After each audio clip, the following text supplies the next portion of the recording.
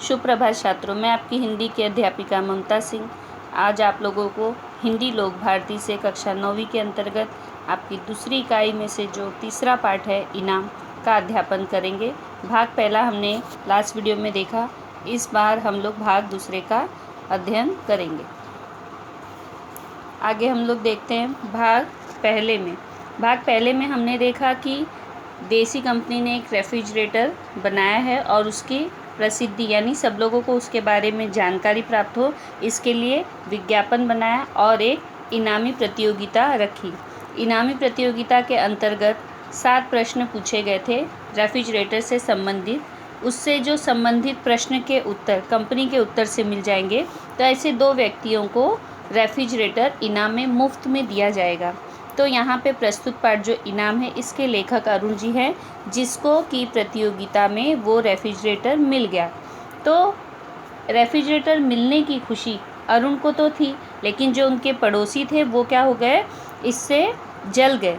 उन्हें अच्छा नहीं लगा ये बताए कैसे। तो वो क्या करते हैं, इनके यहाँ पे आते हैं और इन्हें जली कटी बातें सुनाते हैं। फ्रिज देखने के बहाने इनसे द्वेष भावना भी उनकी प्रकट होती है, ईर्ष्या प्रकट होती है। इसी का इस पाठ में वर्णन किया गया है। भाग पहले में हमने ये देखा कि सभी लोग जैसे नई बहू को देखने के लिए लोग रिश्तेदार, जान पहचान, अड़ोसी पड़ोसी के लोग आते हैं, उसी प्रकार यहाँ पे भी रेफ्रिजरेटर देखने के लिए अड़ोसी पड़ोसी आते हैं और क्या करते हैं, अरुण को ऐसा जताते हैं कि शायद उन्होंने पैसे से रेफ्रिजरेटर लिया है या तो उनके कोई रिश्तेदार थे जिनकी जान पहचान थी, उन्होंने वहाँ वाले उत्तर अरुण को बता दिए और अरुण ने वही उत्तर भेजे जिसकी वजह से उन्हें मुफ्त में रेफ्रिजरेटर इनाम के तौर पे मिल गया है। अब पहले दिन तो लोगों ने इन्हें बहुत परेशान किया, दिन भर लोग आते जाते रहे रेफ्रिजरेटर देखने के लिए। तो इनकी पत्नी ने भी पहले दिन तो खूब, आज जब नए कुछ लोग आना शुरुआत किए थे तो उन्होंने पहले उन्हें शिकंजी अर्थात नींबू का पानी पिलाया, कुछ लोगों को चाय पिलाई। लेकिन जब भीड़ आती नज़र आने लगी तो उन्होंने हार मान ली और अंत में केवल पानी पिला रहे थे। उसमें भी किसी ने व्यंग किया कि ये पानी तो गर्म है, ठंडा नहीं है। तो यहाँ पर लेखक ने कहा कि इतनी भीड़ है, हम खुद गर्म हो जा रहे हैं, तो पानी कैसे ठंडा हो सकता है। ठीक है, ये हमने पहले भाग में देखा।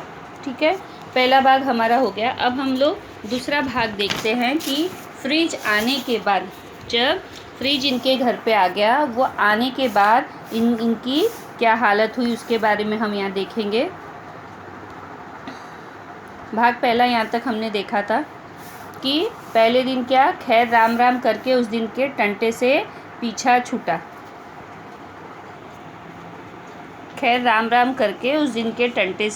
छूटा। लेकिन आगे क्या होने वाला था उसका हमें आभास भी नहीं था। यहाँ तक हम लोगों ने पहला भाग देखा था, यानी पहले दिन ही इन लोग परेशान हुए थे, लेकिन ये नहीं पता था इससे भी बढ़कर जो परेशानी और समस्या थी वो अब आने वाली थी रेफ्रिजरेटर घर में आने के बाद। वो किस प्रकार की परेशानी थी, आइए देखते हैं। कल के भंबड़ से जो लोगों का शोर शराबा था, आना जाना लगा था, उससे आज की शांति बड़ी प्यारी लग रही थी। यानी कल दिन भर में 50-100 लोग आए होंगे, आज आने जाने वाला अभी तक कोई भी नहीं था। तो इसके लिए आज इन्हें बड़ा सुकून, शांति का अनुभव हो रहा था। दोनों का मूड यानी मानसिक स्थिति ठीक थी। पत्नी ने बड़े स्वागत से, यहाँ पे देखिए, जब तक मूड ठीक था क्योंकि शोर शराबा नहीं था, कोई नहीं था, ये सोच ही रहे थे, इतने में ही क्या हुआ, कौन आ गया, बुआ जी, पड़ोस की बुआ जी आ गई। पत्नी ने बड़े स्वागत से उन्हें बिठाया और कहा, वहाँ पे पानी भेजा। किसकी, बुआ जी का यहाँ पे आदर सत्कार हो रहा है, पड़ोस की बुआ जी का। बुआ जी बड़ी जल्दबाज है, ठंडा पानी पीकर उड़ गई। उन्होंने क्या किया, जल्दी से पानी पिया और पानी पीकर उड़ गई। बोल रही, चल रही हूँ बहू, अभी चूल्हा नहीं बुझाया है, वह आटा बचा हुआ था, गर्मी में सड़ जाता, इसके लिए क्या किया है, मैंने कहा तेरे रेफ्रिजरेटर में रखा हूँ, शाम को मंगा लूँगी। बुआ जी ने क्या कहा कि आटा उनका ज़्यादा हो गया है रोटी बनाने से, तो उन्होंने सोचा शाम तक आटा सड़ जाएगा क्योंकि गर्मी अधिक है। इससे अच्छा मैंने सोचा कि तुम्हारे रेफ्रिजरेटर में रख दूँ और शाम को ले लूँगी, ताकि यहाँ पे क्या है वो आटा सड़े। यहाँ पे देखिए रेफ्रिजरेटर आया है किसके यहाँ पे, अरुण जी के यहाँ। अब उसका फ़ायदा पड़ोसी भी उठा रहे। पहले तो बुआ जी आई, सर्वप्रथम बुआ जी आई और उन्होंने क्या कहा, आटा उतना ही आटा सानना चाहिए था जितना रोटी बनानी है, लेकिन उन्हें भी पता था पड़ोस में फ्रिज आ गया है जिसमें आटा रखो तो ख़राब नहीं होगा। उन्होंने जानबूझ के इतना आटा साना हो सकता है ऐसा भी हो, तो वो आटा इन्होंने यहाँ रख दिया और बोले शाम को रोटी बनानी होगी तो मंगवा लूँगी। अब यहाँ पे देखिए बुआ बड़ी जल्दबाज है, ठंडा पानी पीकर उठ गई। चल रही हूँ बहू, अभी चूल्हा नहीं बुझाया है, यह आटा बच गया था, गर्मी में सड़ जाता। मैंने कहा तेरी रेफ्रिजरेटर में रखाऊँ, शाम को मंगा लूँगी। पत्नी का दिल बाग बाग हो गया। दिल बाग बाग हो जाना मतलब ये मुहावरा है, अत्यंत ही खुश हो जाना, प्रसन्न हो जाना।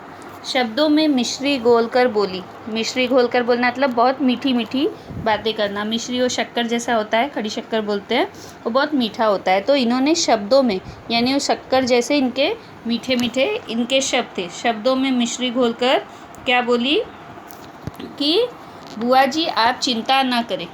अब वो बोली मैं शाम को मंगवा लूँगी, लेकिन यहाँ पे वो कर रही है आप चिंता ना करें, मैं शाम को हेमंत के साथ भिजवा दूँगी। शाम को किसके साथ, अपने बेटे के साथ भिजवा देगी। अब उन्हें आकर ले जाने की भी चिंता नहीं। कटोरा ले लिया गया और रेफ्रिजरेटर में रख दिया गया। अब ये तो पहले इंसान थे फ्रिज में सामान रखने के लिए, तब तो ये बहुत खुश हुई थी, लेकिन अब देखिए किस तरह से लोगों की कतार बढ़ती जाती है। उसी संध्या को लाला दीनदयाल पधारे। उनके हाथ में मिठाई का बुइया था। मिठाई का बुइया था मतलब मिठाई का छोटा डिब्बा था। वो आकर क्या बोले, गुस्से के मारे वे पहले दिन नहीं आए थे, पड़ोसी थे, गुस्से के मारे पहले दिन नहीं आए। गुस्सा किस बात का था कि इनाम में रेफ्रिजरेटर किसको मिल गया, हमारे पड़ोसी अरुण को मिल गया, मुझे क्यों नहीं मिला, ये गुस्सा था। तो इस गुस्से के कारण वो नहीं आए, इसलिए उन्हें देखकर मुझे दुगनी खुशी हुई। पहले दिन भले नहीं आए लेकिन आज तो आए, तो ये देखकर मुझे बहुत खुशी हुई। सोफे पर टिकाते हुए बोले, कहिए लाला जी अच्छी तरह से है ना। यहाँ पे हालचाल पूछ रहे अरुण जी। सब भगवान की कृपा है, तुम तो ठीक ठाक हो। यहाँ पर भी लेखक व्यंग बोल रहे हैं, आपकी दया है। सुना है तुम्हारा रेफ्रिजरेटर आ गया है। हाँ जी, आपकी दुआ से लॉटरी में जीत गया। अब यहाँ क्या बोल रहे हैं, आपकी दुआ से लॉटरी में जीत गया। आइए देखिएगा, पहले दिन नहीं आए तो यहाँ भी लेखक जो अरुण है वो क्या बोल रहे हैं, आपकी दुआ से जीत गया, और रेफ्रिजरेटर दिखाने के लिए उन्हें ले जाते हैं। लेकिन वो क्या करते हैं, वे बैठे रहे। देख कर क्या करूँगा, खुश नहीं हो रहे हैं क्योंकि इन्हें तो गुस्सा आया है, इसलिए तो कल नहीं आए वो। देख कर क्या करूँगा, विदेशी की नकल ही होगी। मैं चुप रहा। पत्नी के कानों में बच्चों ने भनक डाल दी कि बगल वाले ताऊ जी आ गए हैं। बगल वाले यानी पड़ोस वाले। आपकी यहाँ पर आम की आइसक्रीम तस्तरियों में लगाकर चली आई। अब पड़ोस के ताऊ जी है, पड़ोसी है, तो यहाँ पर उनका स्वागत किस तरह से हुई, पहले दिन आने वालों की स्वागत चाय से नींबू पानी से हुई। फिर जनसंख्या बढ़ने लगी। लोगों की भीड़ देखकर लेखक की पत्नी ने हार मान ली और सिर्फ पानी से ही स्वागत हो रहा था। लेकिन दूसरे दिन पड़ोस के ताऊ जी हैं दीनदयाल जी, तो उनका स्वागत आम की आइसक्रीम वहाँ पर तस्तरियों में लगाकर लाई गई है। लाला जी लीजिए, सवेरे जमाई थी। नहीं बेटी, मुझसे नहीं खाई जाएगी। अब यहाँ पे देखिए क्यों नहीं खाई जाएगी, खुशी के मारे नहीं। यहाँ पे बहाना क्या बनाते हैं। मैंने भी जोर दिया, लीजिए लाला जी, थोड़ी तो ले लीजिए। अब यहाँ वो चाह रहे हैं कि वो खा ले, लेकिन वो नहीं खाना चाहते। उसका कारण क्या है देखते हैं। अब पहला तो देखा इन्होंने रोटी लाया, अब देखिए इनके फ्रिज में किस तरह से कतारें बढ़ती जाती है। कोई सिंधी आलू लाता है, कोई खीर लाता है, कोई करेले लाता है, कोई मिठाइयाँ लाता है, कोई पालक पनीर की भाजी लाता है, कोई चपाती लाता है। अलग अलग तरह से लोग ला के इनका फ्रिज भर देते हैं। अब यहाँ पे आइसक्रीम दीनदयाल जी पड़ोस के क्यों नहीं खा रहे हैं, क्योंकि क्या बहाना कर रहे हैं, मेरे दांतों में दर्द है, दांत टीसने लगता है, ठंडा खाते ही मेरे दांतों में दर्द होता है। यानी जैसे सनसनाहट होती है तो बोलते मेरे दांतों में टिसने लगता है, तकलीफ़ होती है, इसके कारण मैं नहीं खा रहा हूँ। लेकिन कारण ये नहीं है, कारण ये है कि उन्हें ये तकलीफ़ हो गई कि फ्रिज इसको क्यों मिला, मुझे क्यों नहीं मिला। बात साफ झूठी थी, किंतु जब भला आदमी इनकार कर रहा है तब हम ज़बरदस्ती कैसे करेंगे। फिर मैं अकेला खाता तो अच्छा लगता? नहीं लगता। विमला इसे ले जाओ, बांट दो, नहीं तो पिघल जाएगी। अब निकाली है तो बच्चों को ही बांट दो, क्योंकि जब ये नहीं खाएंगे उनके सामने बैठकर मैं खाऊं तो ये भी अच्छी बात नहीं है। इसलिए बोलते हैं लेकर जाओ और बच्चों में बांट दो, नहीं तो ये पिघल जाएगी। मोहल्ले में समाचार उड़ती बीमारी से भी तेज फैलती है। हमारे फ्रिज का ये उपयोग पता चलते ही फिर लाइन बन गई। जैसे उड़ती बीमारी मतलब कोई छुआछूत की जैसे बीमारी हो, उससे भी तेज फैलती है। ये बात सही है। मोहल्ले में आप नोटिस करोगे कि एक छोटी सी भी किसी के घर की बात हो, अगर एक व्यक्ति को पता चलती है तो धीरे धीरे वो घर के सभी व्यक्तियों को पता चल जाती है। कानाफूसी करते करते वो सभी लोगों को मालूम पड़ जाती है। उसमें कुछ लोग ऐसे होते हैं कि बात होती है राई की भर, बना देते हैं उसका पहाड़, उसमें अपनी बातें जोड़ कर उस बात को और बढ़ा चढ़ा कर बताते हैं, जिससे सच्चाई से लोग दूर हो जाते हैं।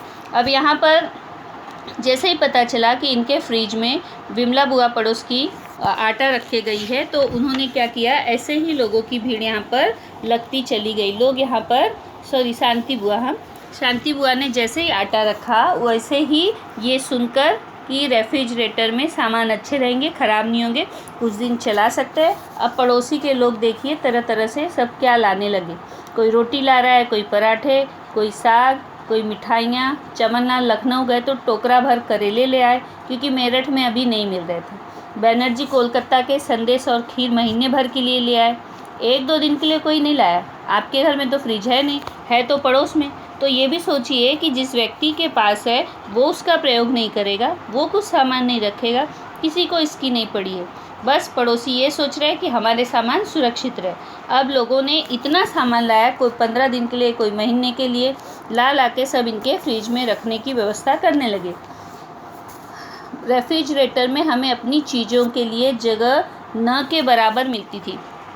पड़ोस के लोगों को अगर मना करेंगे तो उन्हें अच्छा नहीं लगेगा। इसके लिए रेफ्रिजरेटर में हमें चीज़ों के लिए जगह न के बराबर मिलती थी। इसकी कोई चिंता नहीं। दुख तो इस बात का था कि हमारे घर की प्राइवेसी छिन गई थी। प्राइवेसी का अर्थ होता है जैसे व्यक्तिगत ज़िंदगी जो होती है हम जीते हैं, वो हमारे घर की छिन गई थी। मतलब कोई कभी भी आता था, कोई सुबह, कोई दोपहर को, कोई शाम को, यहाँ तक कि नहाना खाना भी हराम हो गया था।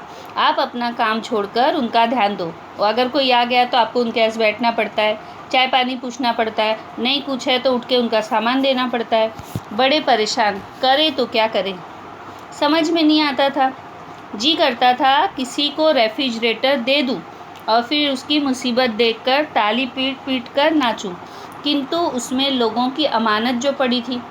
एक बार तो मन में आया कि फ्रिज किसी को दे दूं, लेकिन पड़ोसियों के जो सामान पड़े थे वो मांगेंगे तो मैं कहाँ से दूंगा और क्या कहूँगा। इस चिंता के वजह से वो भी नहीं दिया जा रहा था। चिंता ने चेतना की चिता सजा दी। चिंता का मतलब होता है फिक्र, किसी चीज़ की फिक्र होती है, और बोलते हैं ना चिंता चिता का कारण बन जाती है। कई बार ऐसा होता है जो व्यक्ति बहुत सोचता है, बहुत चिंतित होता है, उस चिंता के कारण ही व्यक्ति को कोई बीमारी हो जाती है, उस चिंता या उस घुटन के कारण ही उसकी मृत्यु हो जाती है। आपने ऐसा भी सुना होगा। तो यहाँ पे कहा जा रहा है कि चिंता जो फिक्र है किसकी, जो लोग परेशान कर रखे हैं, उनकी प्राइवेसी छीन गई, उनका व्यक्तिगत जीवन बदल गया है। तो वो बोल रहे हैं कि कई बार ऐसा लगता है उस चिंता के कारण चेतना की चिता, यानी चेतना का जीने के जो लक्षण होते हैं, जीने की जो इच्छा होती है, वो कैसे उसका सारा मज़ा बिगड़ गया है, वो सारा अस्त व्यस्त हो गया है। तो चिंता ने यहाँ पे चेतना की क्या चिता सजा दी। इसका अर्थ ये हुआ।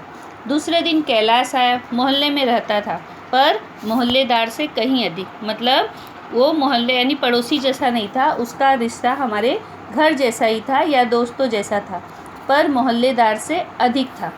कहने लगे सिंधु आलू मुझे बड़े अच्छे लगते हैं, सो पत्नी से काफ़ी बनवा लिए।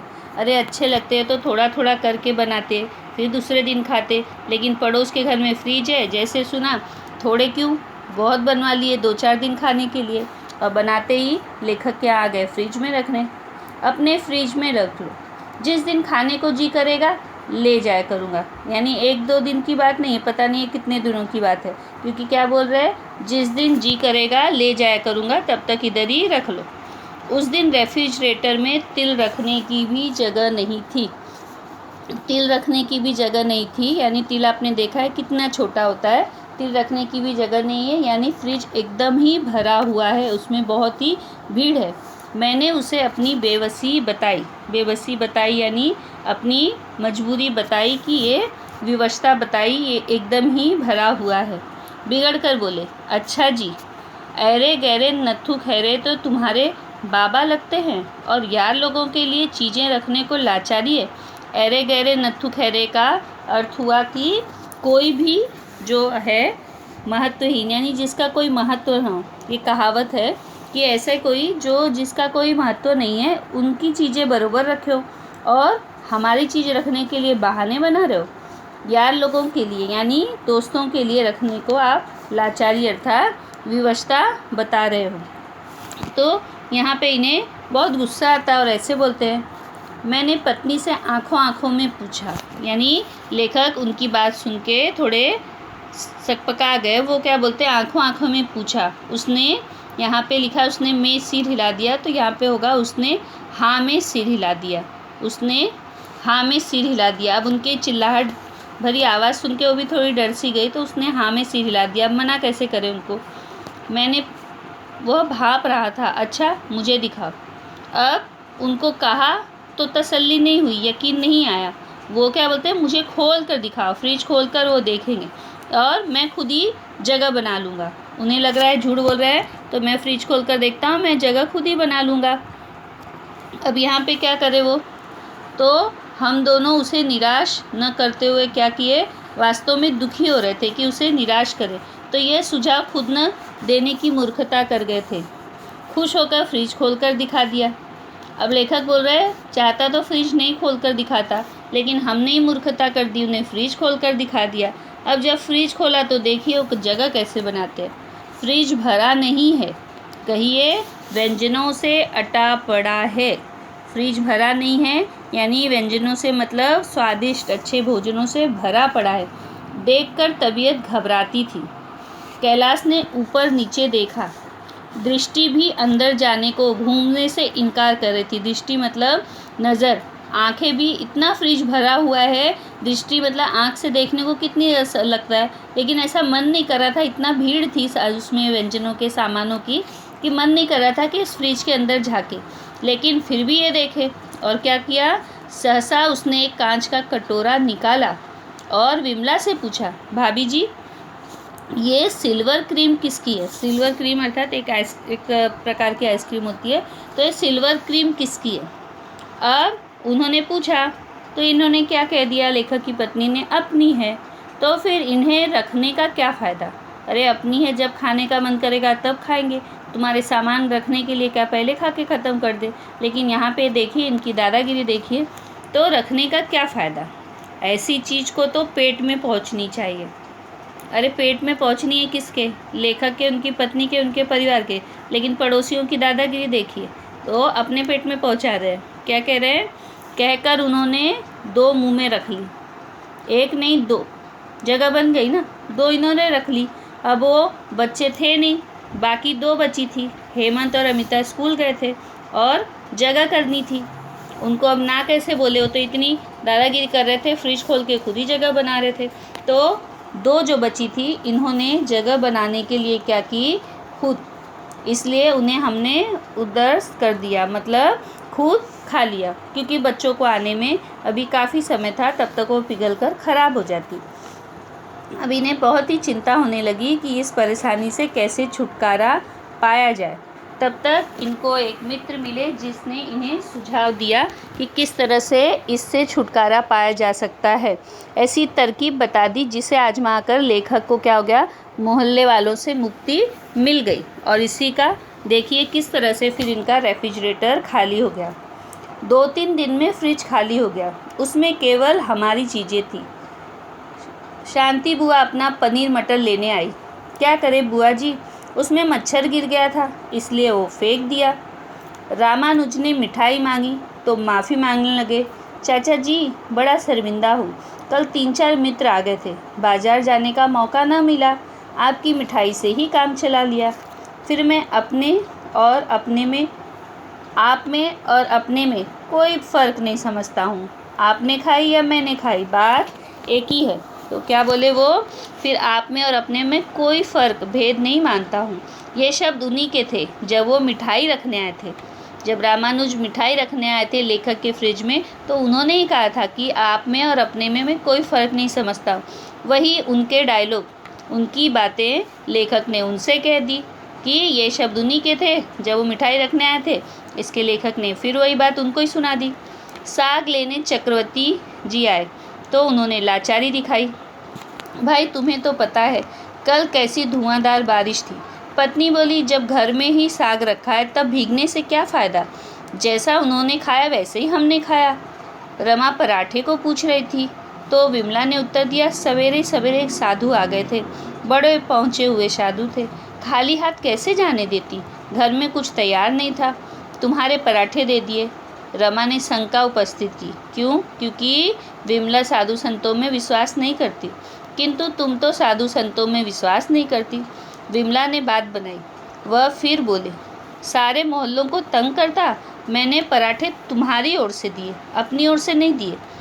यानी रमा को बोल रही है कि पराठे मैंने अपनी ओर से नहीं, तुम्हारी ओर से दिए, और उसे मैंने तुम्हारा घर भी बता दिया है, तुम्हारे घर का पता भी बता दिया है। झूठ समझो या सच, कल परसों जब वह तुम्हारे घर आकर आज के पराठे के लिए आशीष देगा, आशीष अर्थात आशीर्वाद देगा और भोजन मांगेगा, तब तुम्हें मानना पड़ेगा।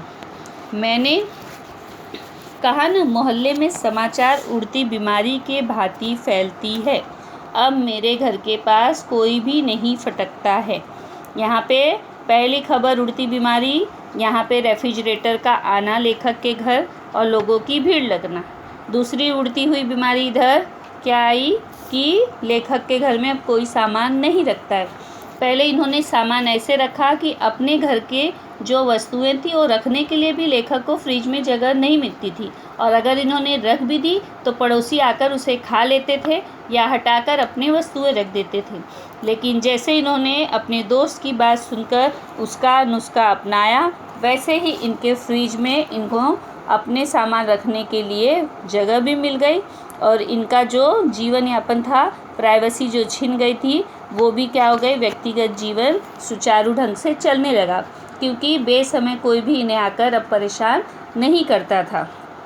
तो लेखक के दोस्त का तरीका इन्हें क्या हुआ, इनके जो समस्या थी उससे इन्हें छुटकारा दिलाया। अब लेखक और उनकी पत्नी आराम से खुशी से रहते हैं। अब उन्हें कोई परेशान करने वाला या फ्रिज में वस्तुएं रखने लेने के लिए अब कोई नहीं आता है। अब इन्हें उससे छुटकारा मिल गया है। यहाँ पे देखिए शब्द संसार, जुगाड़ यानी व्यवस्था या प्रबंध, दरख्वास्त यानी अर्जी, भंबड़ यानी शोर शराबा, अमानत यानी धरोहर, जली कटी सुनाना, खरी खोटी सुनाना, मिश्री घोल कर बोलना, मीठी मीठी बातें करना, ख्याली पुलाव पकाना, कल्पना में खोए रहना, कहावत ऐरे गहरे नत्थु खैरे यानी महत्वहीन व्यक्ति। और आगे इससे संबंधित जो प्रश्न उत्तर है वो आपको मैं PDF द्वारा भेज दूँगी, आप लोग उसे लिखकर मुझे मैसेज करेंगे। उम्मीद है ये भाग 1 और भाग 2 के अंतर्गत ये जो पाठ मैंने आपको इनाम पढ़ाया वो समझ में आया होगा। ये व्यंग्यात्मक निबंध था जिसे लेखक अरुण जी ने लिखा था। ये बात हमारे जीवन में भी सच साबित होती है। यहाँ पर लेखक ने इस पाठ के द्वारा हमें जो हमारे जीवन की सच्चाई है उसे बताने का प्रयास किया है। आप लोगों यहीं पे मैं अपना स्पष्टीकरण समाप्त करती हूँ। धन्यवाद।